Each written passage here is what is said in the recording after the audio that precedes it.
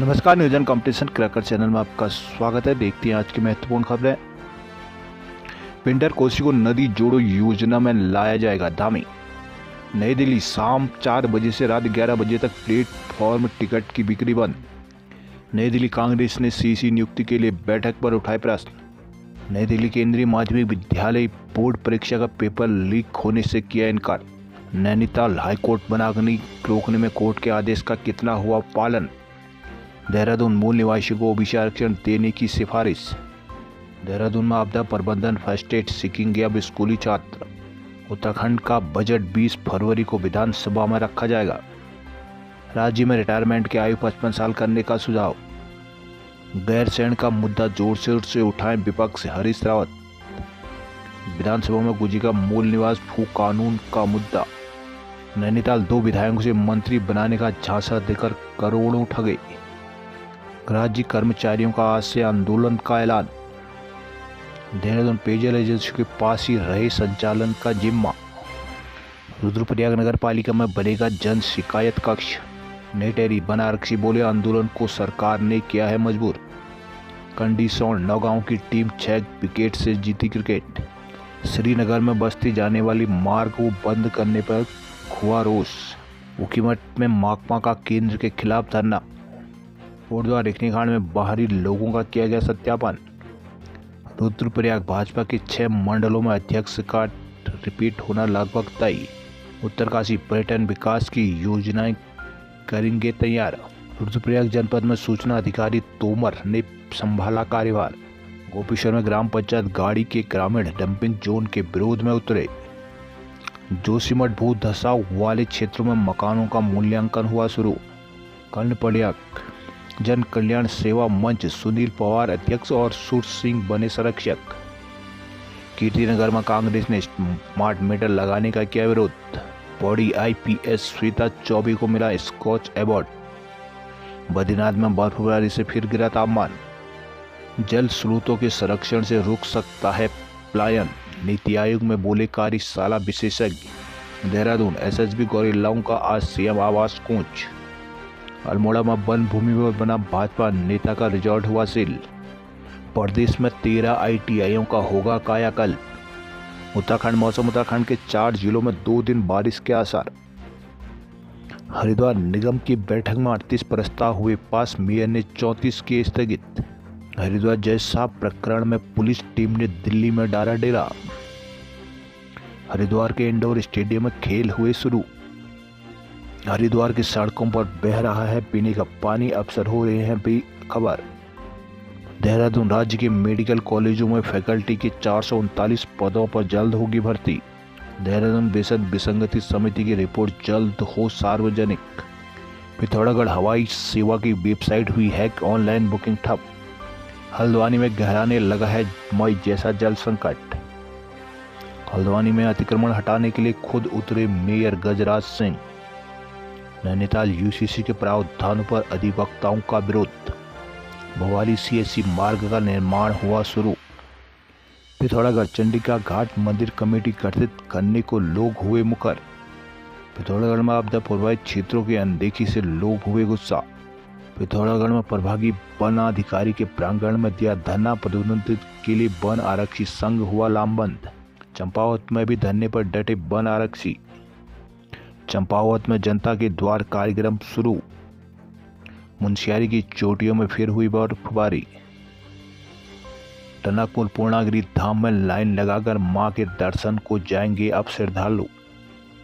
चंपावत में दिव्यांग पुनर्वास केंद्र का शुभारंभ। टनकपुर जीजीआईसी में कमरों की व्यवस्था करने की उठी मांग। पिथौरागढ़ में नल सूखे रास्ते में बन रहे हैं तालाब। खिचिया में बेहड़ ने निकाली स्मार्ट मीटर की सांकेतिक शव यात्रा। सितारगंज में भूमिधरी अधिकार को दिया गया धरना। खिचिया में श्रद्धालुओं की बस पेड़ से टकराई, परिचालक समेत 5 हुए घायल। बाजपुर में बैंक लोन के नाम पर 7 लाख की धोखाधड़ी। गरुड़, गोमती घाटी के जंगलों में लगी आग, बंद संपदा हुई खाक। अल्मोड़ा, हल्द्वानी NH 5 मार्च तक रात में रहेगा बंद। अल्मोड़ा में संरक्षण संघ आजीविका बढ़ाने पर जोर। चौखुटिया में अध्यक्ष के लिए 7 की दावेदारी। देहरादून सरकार वित्तीय वर्ष 2025-26 का बजट 20 फरवरी को विधानसभा में पेश करेगी। विधानसभा अध्यक्ष ऋतु खंडूरी की अध्यक्षता में सोमवार को हुई विधानसभा की कार्य मंत्रणा समिति की बैठक में निर्णय लिया गया है। बैठक के बाद स्पीकर ऋतु खंडूरी ने बताया कि सरकार 20 फरवरी को दोपहर 12:30 बजे सदन में बजट पेश करेगी, जिससे पहले विधानसभा सत्र की शुरुआत मंगलवार 18 फरवरी को सुबह 11 बजे राज्यपाल के अभिभाषण से होगी। उसी दिन 3 बजे स्पीकर की ओर से राज्यपाल के अभिभाषण को पढ़ा जाएगा। स्पीकर खंडूरी ने बताया कि 19 फरवरी से विधिवत रूप से सदन में विधायी कार्य होंगे। इस दिन प्रश्नकाल शून्यकाल के साथ ही राज्यपाल के अभिभाषण पर भी चर्चा कराई जाएगी। इसके अगले दिन 20 फरवरी को बजट पेश किया जाएगा। विधि दल की सरकार ने अगले वित्तीय वर्ष के लिए कुल 1 लाख करोड़ के बजट का अनुमान लगाया है और इसे सदन की मंजूरी के लिए विधानसभा के पटल पर रखा जाएगा। पहली बार राज्य का बजट विधानसभा में दोपहर 12:30 बजे पेश होगा, जिससे पहले बजट अपराह्न 4 बजे पेश होता था। हालांकि गैरसैंण सत्र में धामी सरकार एक बार दोपहर 2:30 बजे भी बजट पेश कर चुकी है। देहरादून जलवायु परिवर्तन के चलते उत्तराखंड में कई प्राकृतिक जल स्रोतों और नदियां संकट से जूझ रहे हैं। इन्हें बचाने के लिए प्रदेश सरकार गंभीरता से काम कर रही है। यह बात मुख्यमंत्री पुष्कर सिंह धामी ने सोमवार को देहरादून में कही है। वह नीति आयोग द्वारा प्राकृतिक जल स्रोतों के संरक्षण पर आयोजित राष्ट्रीय कार्यशाला को संबोधित कर रहे थे। उन्होंने कहा कि इस क्रम में नीति आयोग से नदी जोड़ो परियोजना के तहत प्रदेश की 5 नदियों को शामिल करने का अनुरोध किया गया है। इनमें पिंडर, कोसी, करोड़, गोमती और गगास शामिल है। इन नदियों के आपस में जोड़ने से प्रदेश के 665 गांवों के करीब 2 लाख लोगों को लाभ मिलेगा। मुख्यमंत्री ने कार्यशाला को संबोधित करते हुए कहा कि उत्तराखंड वनों और प्राकृतिक जल स्रोतों से समृद्ध राज्य है। जल स्रोतों के महत्व की वजह से राज्य में सदियों से इन्हें पूजने की भी परंपरा है। वर्तमान में जलवायु परिवर्तन की वजह से प्राकृतिक जल स्रोत नदियों में खतरा मंडरा रहा है। इसे गंभीरता से लेते हुए जल स्रोत एवं नदी पुनर्जीवन प्राधिकरण सारा का गठन किया गया है, जिसके तहत 5,500 जल स्रोत और 2292 सहायक नदियां चिन्हित करते हुए इनकी स्थिति सुधारने के प्रयास किए जा रहे हैं। उत्तरकाशी प्रधानमंत्री नरेंद्र मोदी के 27 फरवरी को मुखबा हरसिल में प्रस्तावित दौरे के बीच चर्चा अब शीतकालीन पर्यटन को लेकर नई दिशा देने की हो रही है, तो दयारा बुग्याल का जिक्र भी स्वाभाविक है, जहां लंबे समय से इंतजार व अवस्थापना विकास की महाजन धरातल पर उतरने को है। स्थानीय जनमानस लगातार इस मांग को उठाता जा रहा है, लेकिन अब तक निराशा ही हाथ लगी है। ऐसे में प्रधानमंत्री मोदी के जब इस क्षेत्र में आकर चीन सीमा पर विश्व के दूसरे सबसे ऊंचे जनक ताल और नीला पानी मुनिंगला ट्रैक का शिलान्यास करने के साथ ही साहसिक पर्यटन को बढ़ावा देने के हर्षिल जादोंग और Harsil PDA mountain biking rally की हरी झंडी दिखाएंगे, तो उम्मीद है स्कीइंग जैसे साहसिक खेलों की परम संभावनाओं को समेटित दयारा के विकास में रहेगी। करीब 28 वर्ग किलोमीटर एरिया में फैले दयारा बुग्याल में हरे भरे मखमली घास के मैदान और बर्फ वाले से ढके ढलानों ने देश के पर्यटकों को हमेशा अपनी ओर आकर्षित किया है। बेहद खूबसूरती के बावजूद विश्व मानचित्र पटल पर न आने से दयारा अभी तक देश दुनिया की नजरों से उजल रहा है। खासकर दयारा की बेहतरीन ढलानों पर स्कीइंग की सुनहरी अवसर मौजूद है, लेकिन बिना अवस्थापना सुविधाओं के इन उम्मीदों को अभी तक पंख नहीं लग पाए हैं, जिससे साहसिक पर्यटन विकास के सपने सजोए दयारा के कदरदानों में मायूसी भी है। दयारा में इन्हीं सपनों को सच करने के लिए सरकार ने यहाँ रोपवे निर्माण, इसकी लिफ्ट जैसी योजनाओं को भी मंजूरी दी है, लेकिन अब तक धरातल पर ना उतर सकी हैं। अब जबकि प्रधानमंत्री नरेंद्र मोदी देश दुनिया में शीतकालीन पर्यटन का संदेश देने का इस क्षेत्र में पहुंच रहे हैं, तो उम्मीदें और भी बढ़ जाती हैं। हर साल बड़ी संख्या में पर्यटक दयारा बुग्याल पहुंचते हैं। इसके चलते दयारा के आधार सिविल गांव बारसू, रैथल, पाला आदि भी पर्यटकों से गुलजार रहते हैं। पिछले कुछ वर्षों में ये गांव पर्यटन की दृष्टि से काफ़ी विकसित भी हुए हैं, लेकिन इंतजार दयारा के विकसित होने का है, जहां पर्यटकों के लिए ठहरने से लेकर अन्य सुविधाएं आज तक नहीं हैं। लोक निर्माण विभाग ने आखिरकार जोशीमठ नगर भूधसाव के बाद रेड और ब्लैक जोन में शामिल भवनों का मूल्यांकन शुरू कर दिया है, जिसके बाद भवन स्वामियों को मुआवजा जारी किया जाना है। जनवरी 2023 में जोशीमठ में भूधसाव के बाद 516 भवनों को रेड और ब्लैक जोन में शामिल किया गया था। अभी तक 217 भवनों का भुगतान किया जा चुका है। अब इन भवनों का मूल्यांकन भी शुरू कर दिया गया है, जिसके लिए बद्रीनाथ मास्टर प्लान से लोक निर्माण विभाग के 2 JE को जोशीमठ में आपदा सेल से सम्मत किया गया है, जो बद्रीनाथ में मास्टर प्लान का कार्य शुरू होने तक जोशीमठ नगर के शेष बचे हुए भवनों का मूल्यांकन करेंगे। मूल्यांकन पूरा होने के बाद इन भवन स्वामियों को मुआवजा जारी किया जाएगा। राज्य आपदा प्राधिकरण के देहरादून के सलाहकार विवेक तिवारी ने बताया कि अभी तक 10 भवनों का मूल्यांकन पूरा हो चुका है। मौके पर भवन स्वामियों के न आने पर मूल्यांकन का काम जोर नहीं पकड़ पा रहा है। लोक निर्माण विभाग के जी युद्धपीर सिंह निगम मोमेंद्र सिंह पवार ने बताया कि 299 वे भवन है जिनकी फाइलें पूर्व में तहसील में जमा हुई है, लेकिन अधिकांश फाइलों में दस्तावेज पूर्ण नहीं है। हल्द्वानी मौसम का तापमान बढ़ने से मई जैसा पेयजल संकट इस बार फरवरी में ही गहराने लगा है। हल्द्वानी में 3 माह पहले ही ड्रोन ड्राई जोन बनने शुरू हो गए थे। ऐसे में जल संस्थान के टैंकरों से प्रभावित क्षेत्रों में पहुंचाए जाने वाले पेयजल में 3 गुना बढ़ोतरी हो गई है। बिना बारिश की लगातार बढ़ती गर्मी से इस बार पेयजल का संकट गंभीर होने की आहट आने लगी है। हल्द्वानी के शहरी और ग्रामीण क्षेत्रों में साल भर पानी की कमी बनी रहती है। हर साल मई जून की गर्मी में लोगों को सबसे ज़्यादा पेयजल संकट का सामना करना पड़ता है। वहीं सितंबर से बारिश न होने से फरवरी में ही गर्मियाँ जैसी हालत बनने लगे हैं। ऐसे में शहर में कई डाइजोन संकट फरवरी में बनने लगे हैं। घर में नलों से पानी न मिलने पर टैंकर पर निर्भरता बन गई है। ऐसे में जल संस्थान के टैंकरों का संचालन बढ़ गया है। जनवरी में विभाग के 10 टैंकर 1 से 2 चक्कर लगा रहे थे, वहीं अब इनकी संख्या 4 से 5 तक बढ़ गई है, जिसके बाद भी लोगों की जरूरत के अनुसार पानी मिलना मुश्किल हो रहा है, जिससे शहर की सड़कों पर निजी टैंकर दौड़ते नजर आने लगे हैं, जिसके लिए लोगों को अतिरिक्त धनराशि खर्च करनी पड़ रही है। इस स्थिति में जल्द बारिश न होने पर गंभीर संकट की आशंका बनी हुई है।